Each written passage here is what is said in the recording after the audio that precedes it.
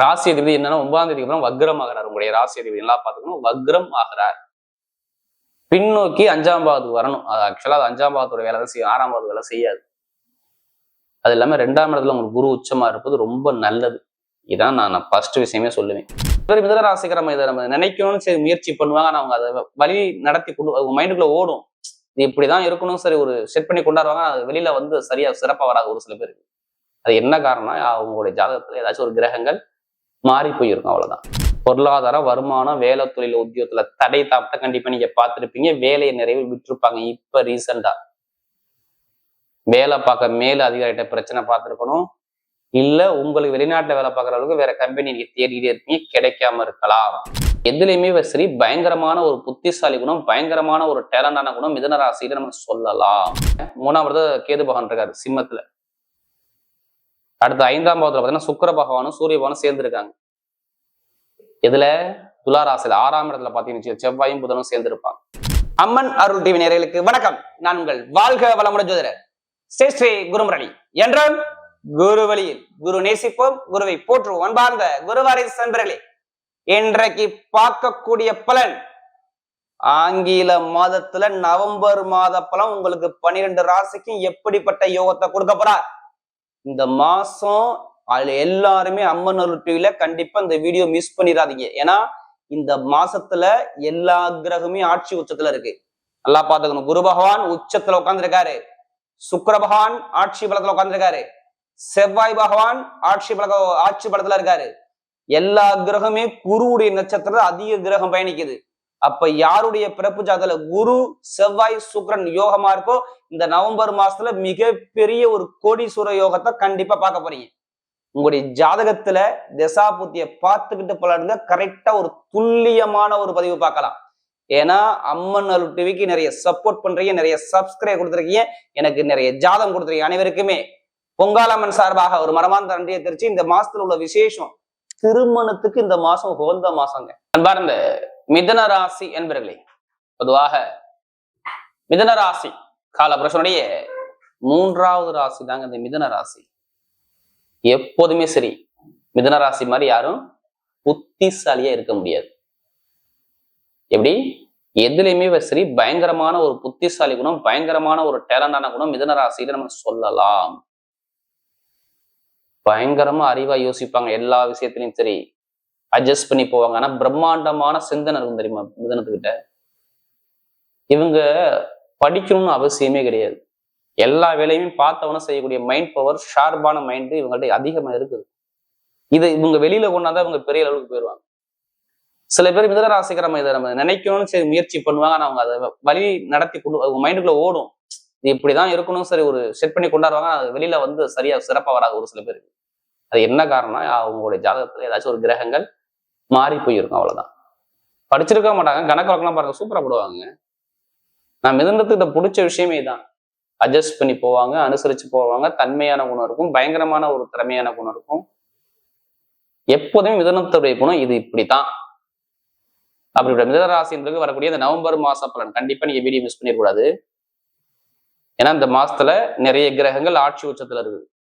இது எல்லாத்துக்குமே அம்மன் அருள் டிவில கண்டிப்பா இந்த வீடியோவை ஷேர் பண்ணுங்க. ஏன்னா ஒரு முக்கியமான ஒரு காலகட்டத்துல கண்டிப்பா இது ஒரு பயனுள்ள தகவலா அனைவருக்கும் நம்மளால ஒரு விஷயம் நல்ல விஷயம் நடக்கணும். அதான் எங்களுடைய நோக்கமே. ஏன்னா கிரக அமைப்புகள் நல்லா இருக்குது மிதுனத்தை பொறுத்தவரை. கண்டிப்பா உங்க ஜாதகத்தை மட்டும் எடுத்து பார்த்துக்குங்க. இதனால் வரை இருந்ததை விட்டுருங்க. இனிமேல் நம்ம எப்படி பயணிக்கும் அதை மட்டும் பார்த்துக்கோங்க. ஒரு பிறப்பு ஜாதகம் எடுத்து பார்த்துக்கிட்டு தசாபதியை பார்த்துட்டு பலன் வைக்க சூப்பரா இருக்கும். இப்ப கிரக அமைப்பு பாருங்க எங்கெங்க சஞ்சாரம். உங்க ராசில இருந்து 2ஆம் இடத்துல குரு உச்சத்துல உட்காந்துருக்காரு. 2ல குரு உச்சங்க. 3ஆம் இடத்துல கேது பகவான் இருக்காரு சிம்மத்துல. அடுத்த 5ஆம் பாவத்துல பாத்தீங்கன்னா சுக்கிர பகவானும் சூரிய பகவானும் சேர்ந்திருக்காங்க. இதுல துலா ராசியில 6ஆம் இடத்துல பாத்தீங்கன்னா செவ்வாயும் புதனும் சேர்ந்திருப்பாங்க. ஸ்ட்ரெயிட்டா 9ஆம் இடத்துல பாக்கியஸ்தானத்துல ராகு பகவான் இருப்பார். கும்பத்துல 10ஆம் இடத்துல சனி பகவான் சஞ்சார செய்வார். 2 கிரகம் இந்த மாசத்துல மாறும். ஒண்ணு சூரிய பகவான் 14ஆம் தேதிக்கு அப்புறம் பயிற்சியாகி எங்கன்னா 6ஆம் இடத்துக்கு வருவார். அடுத்த சுக்கிர பகவான் பாருங்க 25ஆம் தேதி பயிற்சியாகி அவர் 6ஆம் இடத்துக்கு வருவார். பொதுவா பாருங்களேன் ராசி அதிபதி என்னன்னா 9ஆம் தேதிக்கு அப்புறம் வக்ரம் ஆகிறார். உங்களுடைய ராசி அதிபதி எல்லாம் பார்த்துக்கணும், வக்ரம் ஆகிறார். பின்னோக்கி 5ஆம் பாவத்துக்கு வரணும். அது ஆக்சுவலா அது 5ஆம் பாவத்தோட வேலை தான் செய்யும், 6ஆம் பாவத்து வேலை செய்யாது. அது இல்லாம 2ஆம் இடத்துல உங்களுக்கு குரு உச்சமா இருப்பது ரொம்ப நல்லது. இதான் நான் ஃபர்ஸ்ட் விஷயமே சொல்லுவேன். எப்படி குரு உச்சத்துல இருப்பது நல்லது. நிறைய நல்ல விஷயம் உங்க லைஃப்ல இருக்குதுன்னு அர்த்தம். கவலைப்படாம போயிருங்க. ஏன் அப்படின்னா உங்களுடைய ராசி அதிபதியை குரு பகவான் பாக்குறாரு. நான் எதையும் வச்சு நான் காரணம் வச்சு சொல்லல. குரு பார்த்தால் கோடி நன்மை. உங்க ஜாதகத்துல குரு நல்லா இருந்தா மட்டும் போதும். உங்களுடைய லக்னம் என்னன்னு பாருங்க. அதாங்க பிறந்த நேரம் சொல்லுவாங்கல்ல, இந்த பையன் இந்த குழந்தை பிறந்தா எனக்கு இப்படி இருக்குது, நான் இவ்வளவு கஷ்டப்படுறேன் அப்படிம்பாங்கல்ல.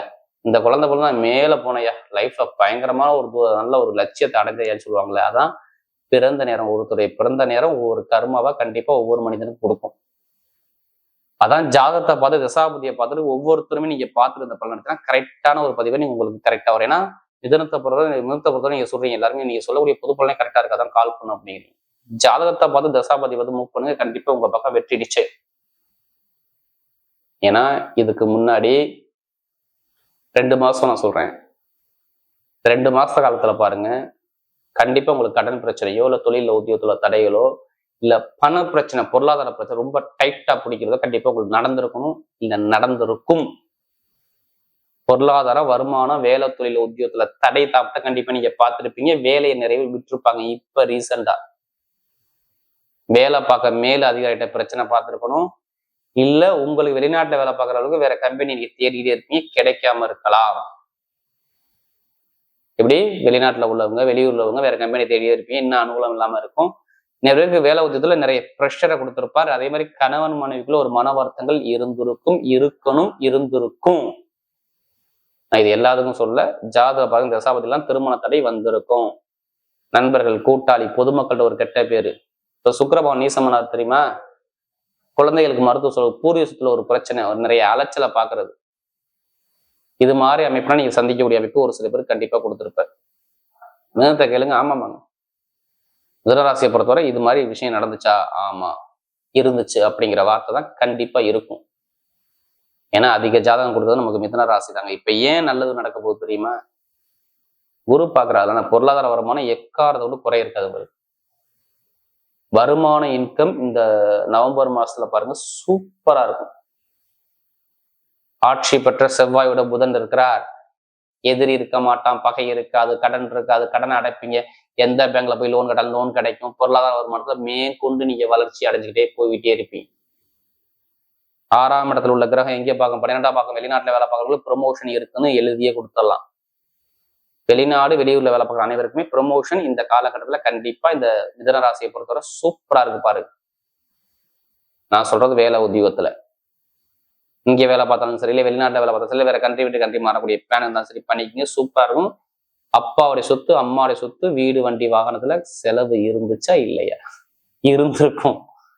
சொத்து பிரச்சனை பார்த்துருப்பீங்க, இல்லையா இட பிரச்சனை பார்த்துருப்பீங்க, வண்டி வேஸ்டா செலவு வச்சிருக்கும், வண்டி வாங்குறத ஒரு நிறைய செலவு பண்ணிருப்பீங்க, நிறைய ஒரு தடைகளை கண்டிப்பா நீங்க சந்திச்சிருப்பீங்க. இனிமே இருக்காது. வீடு, இடம், பூமி, வண்டி, வாகனம் வாங்கக்கூடிய யோகம் எல்லாமே சூப்பரா இருக்கும். கணவன் மனைவிக்குள்ள ஒற்றுமை எல்லாமே இருக்கும். படிப்பு கல்வியில நல்ல ஒரு அனுகூலமா இருக்கும். அரசாங்க வேலை நிறைய பேருக்கு பாருங்க, கரெக்டா நான் சொன்ன டேட்டுக்கு அப்புறம் பாருங்க 16ஆம் தேதிக்கு அப்புறம் அரசியல் அரசாங்கத்துக்கு ரெண்டுமே சொல்றேன். மாணவ மாணவியும் சரி, அரசியல்வாதியும் சரி, சூப்பரான ஒரு யோகம் இருக்கு பாருங்க மிதுன ராசியை பொறுத்தவரை. நான் சொல்றது 16ஆம் தேதிக்கு அப்புறம், நவம்பர் மாசம் 16ஆம் தேதிக்கு அப்புறம் நல்ல ஒரு மாற்றம் இருக்கு. வெளிநாடு போகணும், வெளியூர் போனா கண்டிப்பா முயற்சி பண்ணி பாருங்க, சூப்பரா இருக்கும். அப்பாவுடைய சொத்து, அம்மாவுடைய சொத்து கண்டிப்பா கிடைக்கும். தொழில் பண்ணக்கூடிய நபர்கள் ஜாதகத்தை பார்த்து தசாபதி தொழில் ஸ்டார்ட் பண்ணி பாருங்க, சூப்பரா இருக்கும். இப்ப எடுங்க லாட்ரி யோகத்தை எடுத்து பாருங்க, மாணவ மாணவினா கண்டிப்பா அடிக்கும். ஜாதகத்தை பார்த்து தசாபதியை பார்த்து எடுங்க. அதுக்காண்டி அதிலே பணத்தை போட்டு வரைய பண்ணாம ஜாதகத்தை பார்த்து மூவ் பண்ணுங்க, வெற்றி உங்க பக்கம் நிச்சயம். வெளிநாட்டில் உள்ளவங்களுக்கு சொல்றேன்.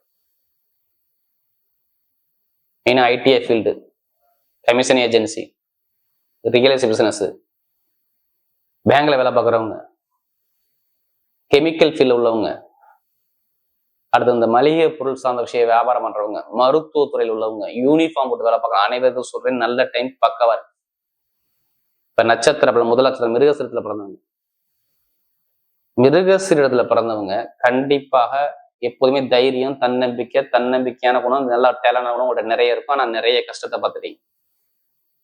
எப்படி நிறைய கஷ்டத்தை பார்த்துறீங்க.